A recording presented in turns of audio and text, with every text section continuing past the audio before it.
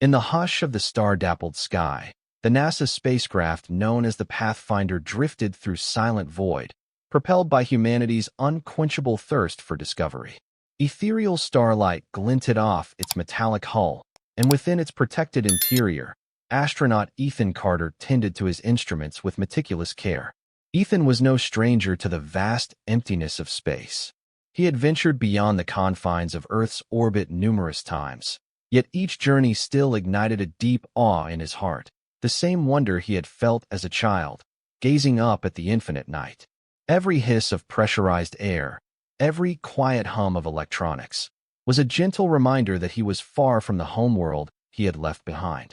Determined and introspective, Ethan spent many long hours in solitude, logging data about cosmic dust and solar winds, dutifully relaying his findings to mission control. Each day, as he floated in the cramped cabin, he would pause and reflect upon the grandeur that spread out before him, an endless sea of stars that seemed to beckon with silent secrets. Then, as often happens when one peers beyond the ordinary boundaries of exploration, the unexpected revealed itself. The ship's scanners detected a faint signal emanating from an uncharted sector of space. At first, Ethan thought it a glitch, some cosmic interference or stray reflection. But the readings persisted, growing in strength, laced with peculiar patterns he could not decipher. His heart pounded at the mystery, for there, in the distance, was a planet that defied every catalog and star map known to humankind. A desert world with not one, but two suns, loomed on the horizon, softly lit by a pair of celestial lamps. The planet's dunes, gilded under the twin sunsets, glowed with an otherworldly sheen. A swirl of golden dust rose from the surface, creating an almost hypnotic dance of light and shadow.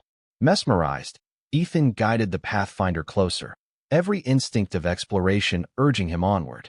The NASA protocols were clear: recon first, land only if safe.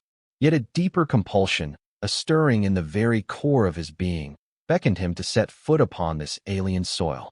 After deploying a series of probes to ensure the planet's atmosphere, while thin, was not lethally toxic, Ethan commenced the landing sequence, adrenaline singing through his veins. As the Pathfinder's thrusters kicked up swirls of sand, Ethan gasped at the austere, breathtaking beauty of the terrain. He observed strange rock formations that twisted in patterns unlike any geology on Earth, and there were fleeting shadows, possible signs of movement. The entire planet seemed to whisper in an ancient voice, as though it had witnessed countless ages pass under the watchful gaze of twin suns. Ethan's boots pressed into the fine sand. His breath, measured and deliberate, reverberated in his helmet. The temperature, though extreme, was manageable for his suit. At first, he suspected the place to be devoid of intelligent life, for the horizon lay empty, the desert still. But as he ventured onward, scanning with handheld devices, his heart nearly froze at what they revealed. Across a ridge, half buried under mounds of dust, lay the scorched remains of an alien ship. Its design was like nothing Ethan had ever seen. Ridges of strange metal, labyrinthine corridors visible where the hull had torn open, glowing etchings faintly pulsing along its battered sides. The craft was massive, perhaps 3 times the size of the Pathfinder. Yet it had clearly sustained a catastrophic impact, leaving twisted wreckage sprawled across the shifting sands. Summoning both caution and curiosity, Ethan approached, the beep of his scanner echoing in his earpiece. He carefully made his way through the wreck, stepping over shards of blackened alloy. There were sections that looked like living quarters or storage holds, now ravaged by some unknown calamity. Yet the deeper he went, the more an uncanny sense of being watched unsettled him. Then he saw them. In a dim corner of what might once have been a flight deck, 2 small figures lay amidst the rubble. They resembled children, thin limbs and large eyes, though their skin shone with a subtle bluish luminescence. Their clothing, tattered and stained, clung to their fragile forms. The forms did not move at first. Ethan's heart pounded, fearing they were lifeless. A faint stirring, however, drew him closer. They were alive, barely. His training told him to remain cautious, but compassion overwhelmed him. Immediately, he set about scanning for vital signs. Yes, they had pulses, albeit weak. Their respiration was uneven, their bodies battered by the crash. Unsure what else to do, Ethan lifted them gently in his arms. Their eyes flickered open, and in that moment, a tenuous connection sparked, a silent plea for help, mingled with curiosity and fear. It was a moral crucible. Ethan could not leave them, no matter what NASA protocols dictated. He reached for his radio, reporting his discovery to Mission Control, voice trembling. The reply was fraught with caution. They requested immediate quarantine procedures. Return to Earth under strict isolation. Medical teams needed to be prepared. The potential biological risk was incalculable. Yet in the twins' eyes, Ethan saw not a threat, but two vulnerable lives. They might have been the last survivors of a once thriving species, now marooned on a desolate planet. As the second sun began to set, and the desert wind picked up, Ethan gently carried the small aliens to the Pathfinder. All the while, the battered hull of their destroyed vessel loomed like a fallen titan behind him. He secured the two children in the ship's stasis pods, carefully adjusting life support to match the best guess of their environmental needs. The flight back to Earth would be harrowing, a race against time to keep them stable. Strapping himself into the cockpit, Ethan ignited the engines, leaving a swirl of sand behind him as the Pathfinder ascended into the inky sky. Through the hum of machinery, Ethan listened to the shallow breathing of the twins, displayed in real time on the medical monitors. An inexplicable protectiveness took root in his heart. They were orphans, stranded in a universe that might prove hostile. If they survived the journey, their fate on Earth would be uncertain. Yet Ethan resolved to do everything within his power to shield them from harm. The journey home was fraught with tension. The transmissions from NASA were a mixture of excitement and concern.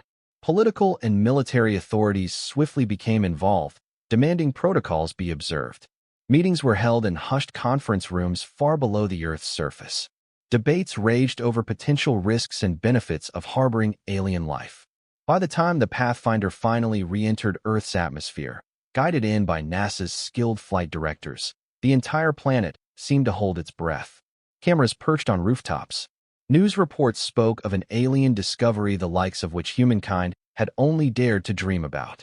Unknowingly, Ethan had ignited a global firestorm of awe, dread, hope, and speculation. Touchdown occurred under the floodlights of a secret facility, far from the public eye. A ring of armed guards, scientists, and high-ranking officials awaited the spacecraft as it settled onto the reinforced concrete. A hush fell over the gathering as the hatch hissed open, and Ethan, clad in his spacesuit, emerged with a carefully sealed medical capsule. Inside lay the two children, seemingly unconscious, their delicate forms casting strange shadows beneath the sterile lights. Medical teams in protective gear whisked the capsule away. Ethan followed, exhausted, mind whirling with countless questions. Only the faint memory of the twins' eyes offered him solace. There had been a silent trust in their gaze, a fragile hope that someone would care for them in this new and baffling world. In the days that followed, the twins were quarantined in a high-security biolab, meticulously tested by xenobiologists who marveled at their physiology. Preliminary examinations showed no immediate threats of contamination. They had unusual biometrics, including an ability to adapt to different levels of atmospheric pressure. Their hearts beat at a rapid pace, and subtle patterns glimmered across their skin, as if responding to emotional states. And yet, they were terrified. Through the reinforced glass, Ethan watched them cling to each other, expression fearful. Their attempts at communication were at first met with blank stares from scientists. But gradually, a pattern emerged in their soft vocalizations. They spoke in melodic tones, with frequencies beyond the human range of hearing. Then, quite suddenly, they revealed they could mimic human speech, though haltingly. One day, while Ethan stood by the observation window, something extraordinary happened. The two twins pressed their hands against the glass, and Ethan was struck by a wave of raw emotion, as if he could sense their longing. Without hesitation, he donned a sanitized suit and entered the containment chamber. Slowly, carefully, he approached, holding out a gentle hand. The twins reached toward him. Their faces, alien yet childlike, seemed to plead for connection, comfort, understanding. From that moment on, Ethan became their protector, their guardian in a world that was not yet ready to accept them. Government officials, awed by the significance of such a discovery, reluctantly allowed him limited visitation under strict guidelines. But the twins grew attached, and whenever Ethan entered, their features lit with a strange, luminous warmth. Slowly, they began to learn English, practicing basic phrases in their musical voices. They communicated that their names were Kale and Mira. They recounted fragments of their past, memories of a vast star empire, of regal halls filled with shimmering tapestries, of laughter and warmth and a sense of belonging. Their eyes grew sad when they spoke of a terrible war, a betrayal by those they once trusted, and the final harrowing escape that had brought them to that desert planet. Reports of their origins caught the attention of clandestine organizations within the government. Whispers of advanced technology, potential weapons, or alliances with unknown interstellar powers fueled suspicion. Some advocated for immediate dissection or indefinite incarceration to glean every secret. Others saw in Kale and Mira an opportunity for peaceful exchange, a step toward cosmic brotherhood. The clash of opinions threatened to tear the twins from Ethan's care, an idea that sent spikes of anxiety through him. He had grown to love these two. Despite their alien forms, they had the innocence of children and a bond that transcended species. He begged the authorities for patience, for understanding. The compromise reached was tentative. Ethan would serve as their custodian, under constant monitoring. Their existence would remain classified at the highest level, for the sake of global stability, or so the official explanation ran. And so, with a swirl of disbelief and a sense of stepping into uncharted territory, Ethan Carter, NASA astronaut and accidental discoverer, became the caretaker of two orphaned alien children. The facility provided a secure wing, a sterile but comfortable suite with specialized life support systems adapted to their physiology. Day by day, Ethan taught them about Earth's culture, reading them stories, showing them videos of Earth's forests, oceans, and cities. He watched their wide-eyed wonder at the simple concept of rain falling from the sky, of birds taking flight on feathery wings. In return, Kale and Mira revealed more about their lost home, a planet of two moons, a civilization that mastered star travel long before humankind. They spoke of a monarchy, of a proud lineage that spanned millennia, uniting star systems. And they whispered, with trembling voices, that they were heirs to that throne, orphaned royalty cast adrift. At first, Ethan dismissed it as the product of youthful imagination. But their sorrow was too real, their conviction too strong. Late at night, Ethan would gaze upon the starry sky, pondering the cosmic tapestry that had brought these children to him. He questioned his role in the unfolding events, feeling both apprehension and a fierce determination to safeguard their future. Little did he know that forces beyond Earth were already in motion, drawn to the faint signals that Kale and Mira unknowingly emanated. Far across the galaxy, ships of alien design began to gather, responding to the royal lineage's silent cry. Ethan's days grew increasingly complicated, as each sunrise brought new developments and greater scrutiny. He found himself thrust into a new role, part father figure, part cultural ambassador, and part diplomat for an interstellar lineage he could scarcely fathom. Every time he saw Kale and Mira, he couldn't help but sense a gentle gravity, an aura of quiet power that radiated from them. Though they were but children, their lineage was ancient and powerful, and the resonance of that heritage seemed to linger in the air around them. The government assigned a rotating team of linguists, psychologists, and security personnel to interact with the twins, collecting every shred of data possible. Despite the flurry of testing, Ethan insisted on giving Kale and Mira a sense of normalcy, rare moments where they could simply be kids. He'd bring them puzzles, building blocks, or read them adventure novels. The sparkle in their eyes, whenever he arrived, told him he was doing the right thing. He could see their excitement building as they pieced together the rudiments of Earth language, forming sentences with charming naivete. Slowly, the twins revealed more about their past, the lingering fragments of memory that surfaced in their dreams. They described sprawling cities built of translucent crystal, towering above cerulean seas.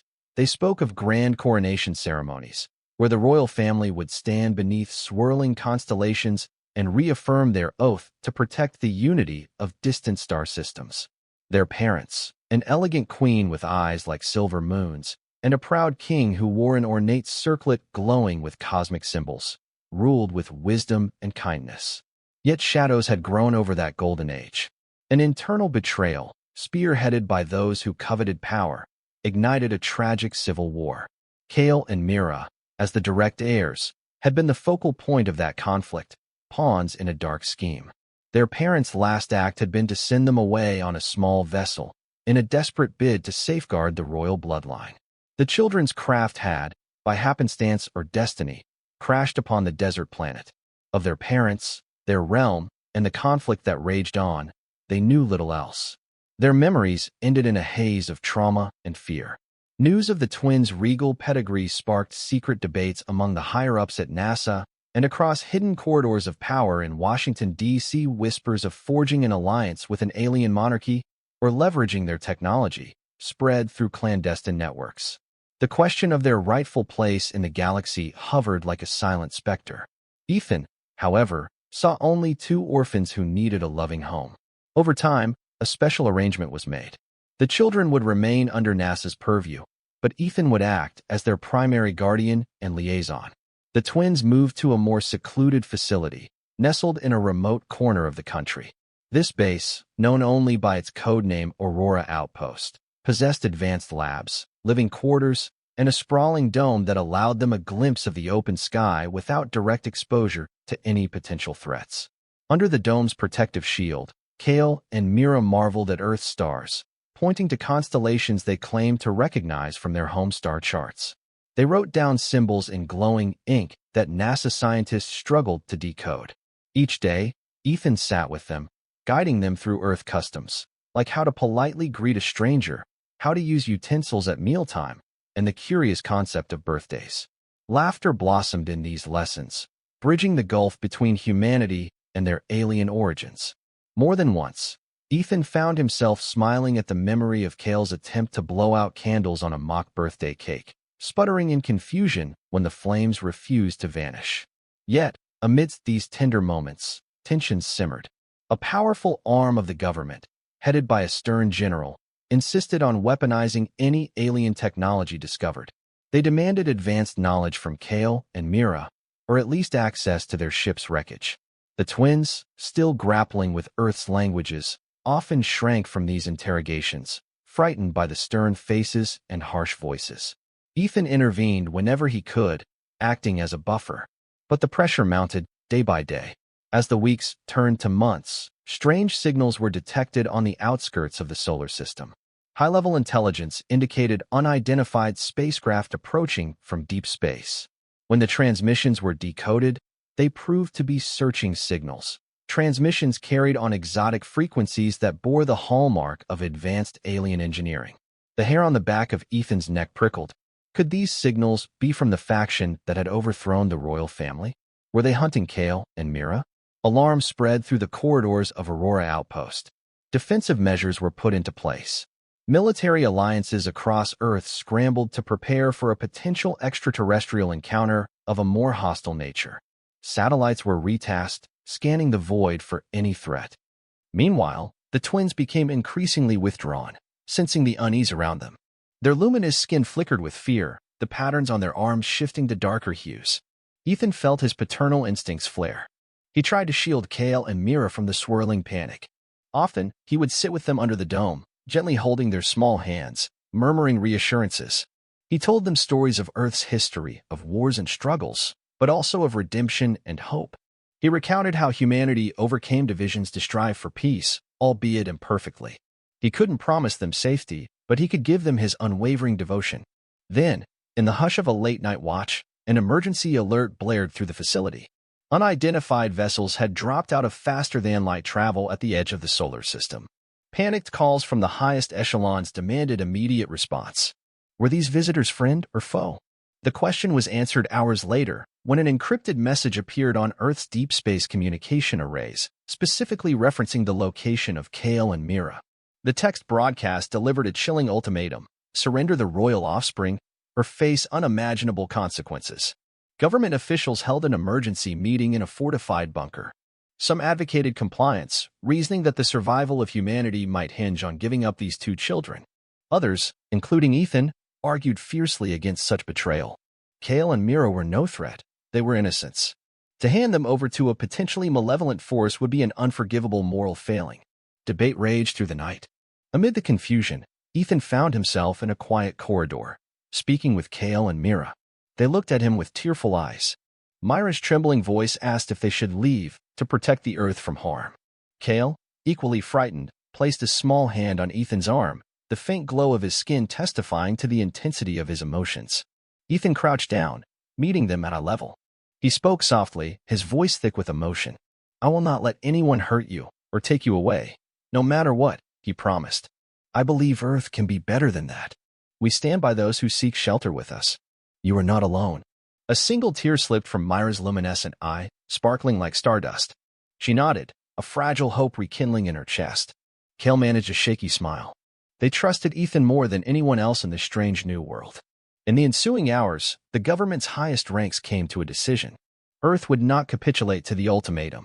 Instead, a hastily assembled coalition of nations began to prepare for a defensive stance. Secret defense systems, some barely tested, were activated. Planetary shield prototypes, gleaned from fragmentary research into advanced energies, were rushed into production. NASA contributed its deep space tracking expertise. Even as Earth readied for a potential cosmic conflict, an unexpected development unfolded. One of the newly arrived alien ships broke formation and approached Earth openly, transmitting a neutral greeting. Their message came in clear. They were loyalists to the old monarchy, having discovered that the heirs to the throne might still be alive. They were not aligned with those who had issued the threatening ultimatum. Rather, they sought to reclaim the rightful heirs, if indeed Kale and Mira were who they claimed to be. Out of desperation and caution, the leaders of Earth arranged a secret meeting. Ethan, by now recognized as the twins' guardian, was summoned to represent their interests. Under heavy guard, in a secure airfield at the fringes of a desert, Earth officials awaited the arrival of the alien envoy. A sleek, obsidian-hued craft descended, hovering silently above the runway before extending a ramp onto the tarmac. From within, a regal figure emerged, clad in a long robe woven with shimmering threads. Their eyes were not unlike the twins, large, luminescent, filled with an otherworldly grace. In careful, melodic English, the alien emissary introduced themselves as High Steward Rescaria, once charged with overseeing the care of the royal family. Rescaria bowed deeply before Kale and Mira, who stood nervously at Ethan's side, peeking out from behind his leg. A moment of silence passed, thick with emotion. The emissary's voice quavered slightly when they at last spoke. "We believed you lost," Rescaria said. "Your parents, they never stopped searching." An emotional wave rippled through the twins. They felt both elation and sorrow. Questions tumbled out. What had happened since their departure? Was their realm still engulfed in war? Did their parents yet live? Rescaria's expression was stricken. The war had raged on. Much of the empire had been torn asunder by the usurpers. The queen and king had, in their final stand, vanished. Their fate was unknown, though rumors persisted of a hidden refuge. Rescaria spoke of loyalist enclaves scattered across star systems, waiting for the rightful heirs to unite them once more. The usurper forces, led by a tyrant known as Lord Sarkith, possessed technology and resources that dwarfed humanity's. They hungered for absolute control, and the capture of Kale and Mira would solidify their claim to the throne. At that moment, Ethan sensed the gravity of what lay ahead. The twins were more than mere orphans. They were symbols of hope for an entire star-spanning civilization. And Earth was caught in the crossfire of a conflict light-years beyond its comprehension. Earth's leaders, exchanging worried glances, listened carefully. Rescaria offered a pledge. The loyalist forces wanted nothing more than to ensure Kale and Myra's safety, and to restore them to their rightful place if they so chose. In return, they would do their utmost to protect Earth from Lord Sarkith's aggression. But time was short. The ultimatum from the hostile faction was clear, and an invasion could be imminent if demands were not met. A flurry of negotiations ensued. Ethan, though a mere astronaut, found himself at the heart of an interstellar diplomatic crisis. He argued passionately that the twins' well-being was paramount, that no decision should be forced upon them. The children themselves, wide-eyed yet resolute, insisted on standing alongside Ethan. They viewed him as family, bound by more than just circumstance. In hushed conversation, Kale and Mira told Ethan they felt a responsibility to their people, to the Empire. If they truly were heirs, they could not abandon those loyalists who had fought and suffered under tyranny. Deep in the secure conference halls, under the watchful gaze of generals and officials, a plan began to form. The Loyalist fleet would attempt to intercept and engage the hostile forces before they reached Earth.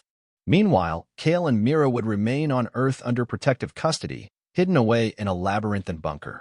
If the usurpers broke through, a secret escape route would carry the twins off-world, escorted by trusted allies. Earth's role, precarious and fragile, was to stand as a last bastion of defense. The day drew near when the two alien armadas would clash among the distant stars.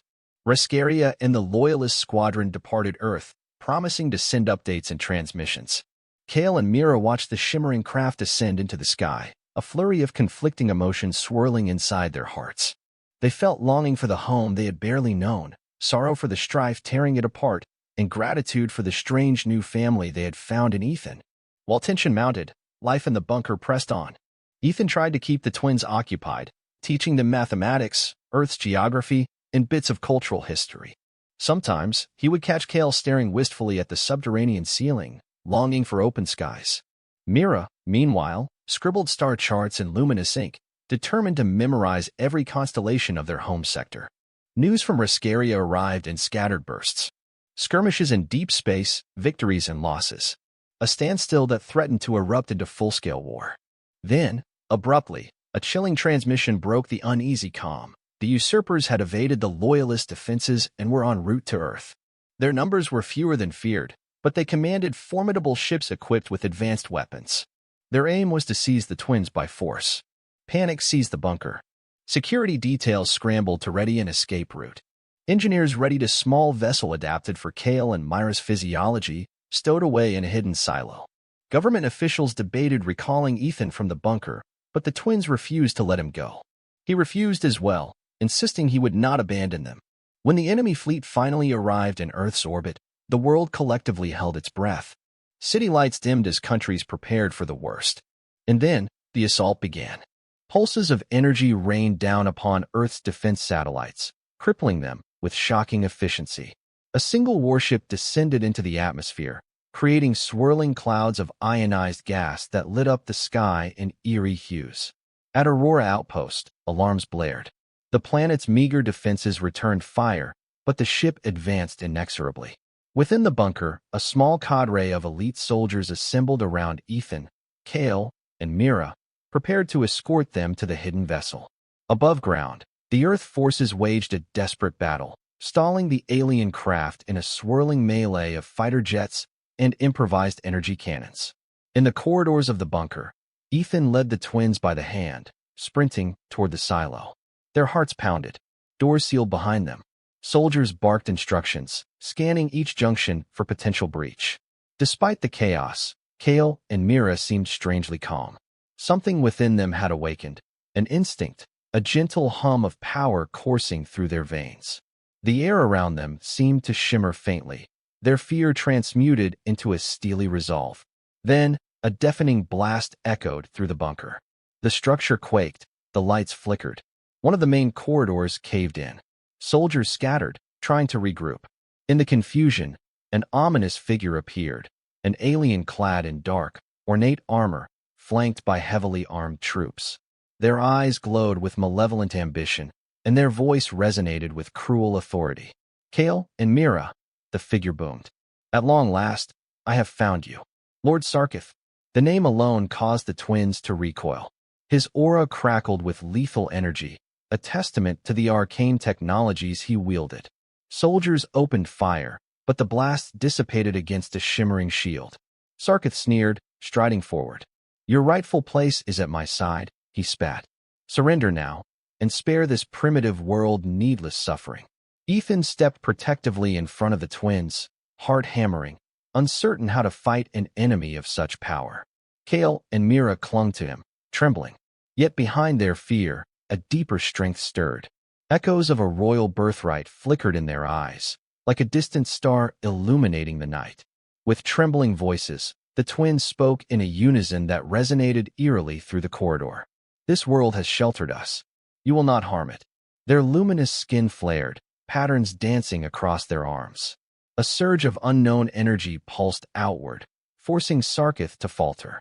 The malevolent warlord hissed in pain, momentarily caught off guard. Seizing the brief advantage, the bunker's defenders unleashed another volley of fire, though mostly to cover Ethan, Kale, and Myra's retreat. They sprinted down an auxiliary hallway, every step echoing with alarms. Behind them, Sarkith's enraged roar resounded. The corridors shook again as advanced weaponry tore through reinforced walls. At last, they reached the silo, the craft waiting within. A pilot beckoned them aboard. The engines roared to life. Soldiers sealed the hatch, preparing for an emergency launch. The plan was to escape into Earth's stratosphere, rendezvous with any loyalist ships that might remain. But as the vessel's thrusters powered up, a violent impact slammed the walls of the silo. Sirens wailed. Metal groaned in protest. Sarkith's forces had breached the outer defenses. The pilot yelled that they had to launch immediately or risk entombment. Ethan strapped Kale and Mira into seats, doing his best to steady their trembling hands. With a lurch, the craft shot skyward, bursting through collapsing infrastructure, debris rattling off its hull. For a moment, the darkness of the silo gave way to open skies, tinted red by fires raging in the distance. Yet as they soared above the outpost, a looming silhouette appeared, a dreadnought of the usurper forces, overshadowing the horizon. Bolts of sizzling energy lanced from the warship, scorching the air around them. The pilot frantically maneuvered, weaving to avoid the barrage. Earth's ground-based cannons fired in retaliation, bright beams crisscrossing the stormy sky. "Hold on," the pilot cried, pushing the engines to their limit. The craft shuddered violently, alarms screaming in the cockpit. Ethan tightened his grip on Kale and Mira, who huddled close, eyes shining with determined tears. Another salvo rocked the ship, knocking out half the engine's power. They spiraled out of control, dropping altitude at a perilous rate. In the cockpit, lights flashed frantically, and the pilot wrestled with the controls. "We're going down," he shouted. "Hang on." With desperate skill, he angled the craft away from the dreadnought's line of fire, sending it plummeting toward a rugged canyon far from the outpost. The ground rushed up in a terrifying blur. At the last second, emergency thrusters kicked in, slowing their descent. With a gut-wrenching crash, the vessel hit the canyon floor, skidding over craggy rocks before grinding to a halt in a spray of dust. Groaning metal settled into a precarious hush.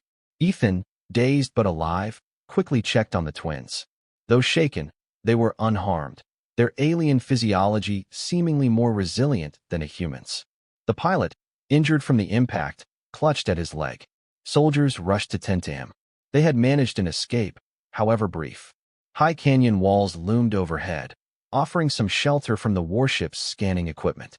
Outside, the muffled thunder of distant combat continued, as Earth's defenders and the usurpers exchanged fire across the sky. Time was running out. Huddled in the damaged craft, Ethan realized they could not remain hidden for long. A sense of hopelessness gnawed at him. How could they possibly stop a warlord as powerful as Sarkith, one who commanded an entire armada capable of crossing galaxies? Then, faintly at first, came a new signal through the craft's communications console. A loyalist ship had arrived, responding to Earth's emergency broadcasts. Rescaria's voice came through, crackling with interference. They were engaging Sarkith's forces in Earth's orbit, but the battle was fierce. If Kale and Mira could be evacuated to the loyalist flagship, the tide might turn.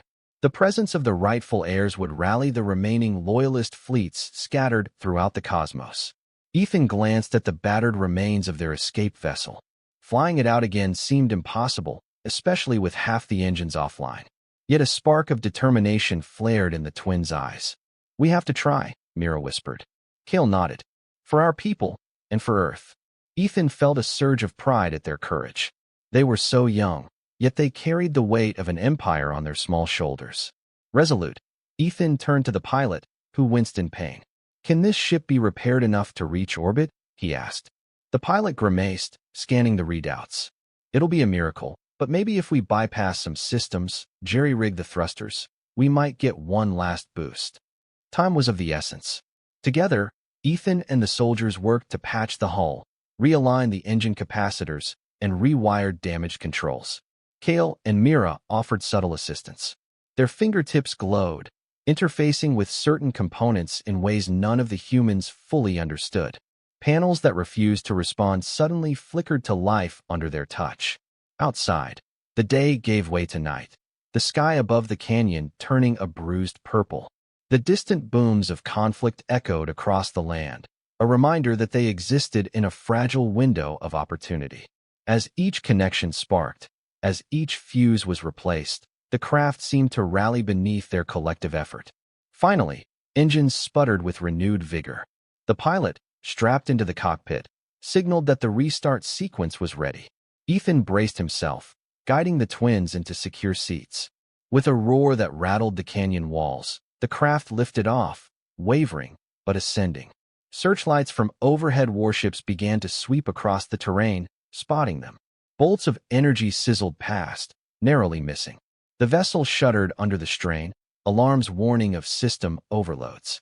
They broke through the canyon's rim, soared into the open sky, then continued upward. In the distance, silhouettes of massive alien warships lit by distant starlight filled the heavens. A pitched battle raged near orbit, where swirling beams of energy and bursts of explosions peppered the darkness. Rescaria's loyalist frigate glinted among them, outnumbered but still fighting. The battered craft climbed higher. The azure sky darkened to velvet black. Alarms blared again. 2 interceptors from Sarkatha's faction streaked toward them. Ethan watched them grow larger in the viewport, heart hammering in unison. The pilot bit his lip, pushing the failing engines harder. Kale and Mira clung to their seats, the glow in their eyes intensifying, as if summoning some last vestige of willpower. Just when it seemed the interceptors would destroy them, brilliant lances of light flashed in the upper atmosphere. Loyalist fighters, having detected Ethan's craft, swooped in to engage the hostile pursuers. An exchange of pulses rocked the stratosphere, and the interceptors spun away, leaving the battered transport free to continue its ascent. Moments later, the battered craft finally breached low orbit, approaching the Loyalist frigate. Docking guidance took over, maneuvering them into an airlock. With a heavy clang, the vessel latched onto the larger ship's hull. They were safe, at least for the moment. As the hatch opened, Rescaria and a squad of Loyalist soldiers hurried to greet them. Relief flooded the alien steward's eyes as they beheld Kale and Mira, still alive, and Ethan, the steadfast human who had risked everything to protect them. "Welcome aboard," Rescaria managed, voice thick with emotion. "We've little time to celebrate, though. The main battle awaits." Through portholes and corridors that buzzed with frantic activity, Ethan glimpsed the scale of the conflict. Flickers of light crisscrossed the void outside, warships twisting and turning in a deadly ballet. Lord Sarkatha's flagship, monstrous in size, loomed in the distance, unleashing devastating beams that obliterated Loyalist vessels one by one. No one could miss the tension in the air. Could the presence of Kale and Mira truly shift the tide? Soldiers murmured about prophecies that foretold the rightful heir's ability to awaken the Empire's ancient defenses. Others whispered that it was merely a fable, but Rescaria insisted that the twins possessed a latent connection to the Empire's cosmic energies. If they could access that, they might rally the scattered Loyalist fleets across the galaxy. A path led them to the frigate's command center, where holo displays illuminated the chaos outside. Captains barked orders in multiple languages. The ship rattled under enemy fire. Kale and Mira stepped forward, uncertain yet resolute. They closed their eyes, as if listening to some distant melody. The shimmering patterns on their skin brightened, tracing subtle symbols that seemed older than any living memory. Then, in an astonishing display, the children placed their hands on a central console. A resonating hum filled the room. The screens flickered, static swirling. "What are they doing?" Ethan whispered, heart pounding. Rescaria bowed his head reverently. "They're calling out to any loyalist still faithful to the monarchy." Across the vast expanse of space, signals pulsed from the frigate's core. A single, urgent message, like a clarion call, echoed through subspace. The effect was immediate. Reports flooded in. Hidden enclaves of the royal fleet emerged from distant corners, dropping out of faster-than-light near Earth's orbit. Reinforcements that had once been scattered and leaderless now converged, answering the heir's call. The tide of battle began to turn. Slowly but surely, Pockets of loyalist ships overwhelmed Sarkith's outlying vessels, forcing the warlord to consolidate his forces. Furious, Sarkith channeled a barrage of energy upon the loyalist frigate, as if sensing the presence of Kale and Mira. The shields flickered, dangerously close to failing. Sparks rained across the command center. Crews struggled at their stations. Fear coiled in Ethan's stomach like a serpent. One direct hit, and they would all be vaporized. But just as despair threatened to take hold, a majestic fleet, led by a colossal capital ship adorned with regal insignias, emerged from hyperspace in a blaze of light. The returning loyalists roared in with unstoppable momentum. With their combined might, they targeted Sarkith's flagship, pounding its shields in an unrelenting barrage. The warlord's vessel reeled, clearly unprepared for such a sudden shift in numbers. A desperate final engagement ensued. Sarkith, refusing to retreat, unleashed superweapon bursts that tore through loyalist ranks. Explosions dotted the starry backdrop. Despite terrible losses, the loyalists pushed forward, galvanized by the knowledge that Kale and Mira lived and were calling them home. Through the console link, the twins projected a sense of unity, hope, and courage, bridging the chasm that had divided their empire. Finally, in a blinding crescendo, Sarkith's flagship shields collapsed under the loyalist onslaught. Explosions rippled across its hull. In a final, deafening burst of light, the warlord's dreadnought tore apart, fragmenting into the emptiness of space. The children gasped, collapsing from the strain, as the command center erupted in a cacophony of triumphant cries. Relief flooded Ethan. Earth was spared from the brunt of a disastrous invasion. The loyalist forces, though battered, were intact, and Kale and Mira had proven that even amid the darkest conflict, hope could blossom. Medics rushed to tend to the children, who were exhausted but uninjured. Their eyes flickered open as Ethan knelt by them, a heartfelt smile softening his features. Rascaria and the other alien officers bowed deeply to Kale and Mira, recognizing them as the rightful heirs. A sense of solemn reverence filled the command center. Then, unexpectedly, Rascaria turned to Ethan and bowed as well. "Human," the steward intoned, "your courage and compassion have safeguarded the last signs of our monarchy. We are forever in your debt." Emotions coursed through Ethan, making it hard to speak. In all his dreams of space travel, he never imagined becoming so entwined in an interstellar saga. He pulled Kale and Mira into a gentle embrace, feeling the warmth of their alien forms trembling against him. In the aftermath, the Loyalists offered to take Kale and Mira back to the Empire's heart world, to officially restore them and lead the scattered realms out of chaos. Yet the twins hesitated. The Empire was their birthright, but Earth had become their second home, and they refused to go anywhere without Ethan. A conference was convened among the Loyalist leaders, Earth's representatives, and the children themselves. Ultimately, a compromise was forged. Kale and Mira would return to the Empire under the guardianship of Rascaria and a loyal council, but only after a transitional period that would allow Ethan to accompany them, bridging the cultural divide. Meanwhile, Earth and the Loyalist Empire would enter a treaty of peace and mutual support. When Kale and Mira shyly asked if Ethan would be willing to go with them, he felt a surge of both pride and trepidation. Yet he saw the hope in their eyes, recalling the vow he had made to protect them, to guide them. He answered with a heartfelt yes, tears pricking at the corners of his vision. Time passed quickly as Earth and the Loyalists cooperated to rebuild Aurora Outpost and strengthen planetary defenses. The knowledge gleaned from alien technology opened new doors for humanity: cleaner energy sources, advanced medical breakthroughs, and a sense of cosmic belonging. Across the planet, wonder replaced fear, spurred by the success of defending Earth from an unimaginable threat. At last, a day was chosen for Kale and Myra's departure, an emotional farewell that took place under the watchful gaze of the entire world. The twins, robed in the ceremonial garb gifted by Rascaria, walked alongside Ethan across a gleaming tarmac to board a Loyalist cruiser. Cameras broadcast the scene worldwide. A hush settled over billions of viewers as Kale and Mira paused, turning to wave shyly at the Earth they had come to love. Soldiers and civilians alike saluted, tears shining in their eyes, for in these two children, humanity had found not just visitors, but friends, even family.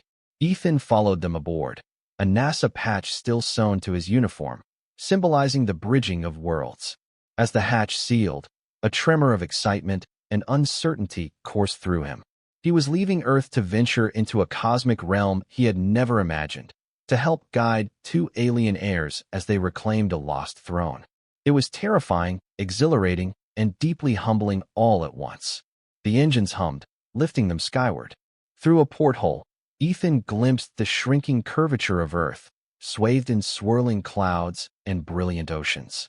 He silently promised he would one day return, not just for himself, but also to show Kale and Mira the wonders of humankind's home.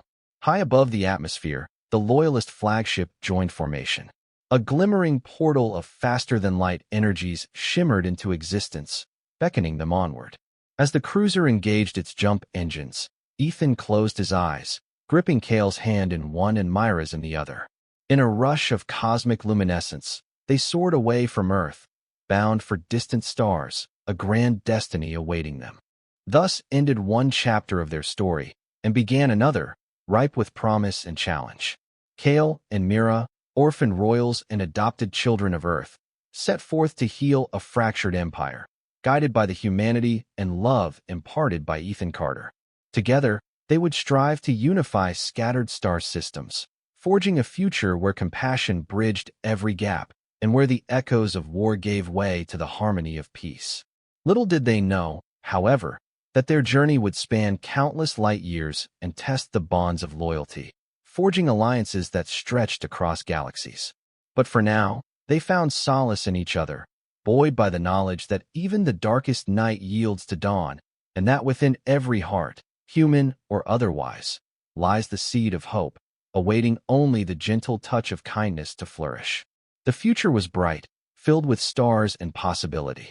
And so, guided by the unwavering love of their human guardian, Kale and Mira ventured forward to claim not only a throne, but the destiny they were born to embrace.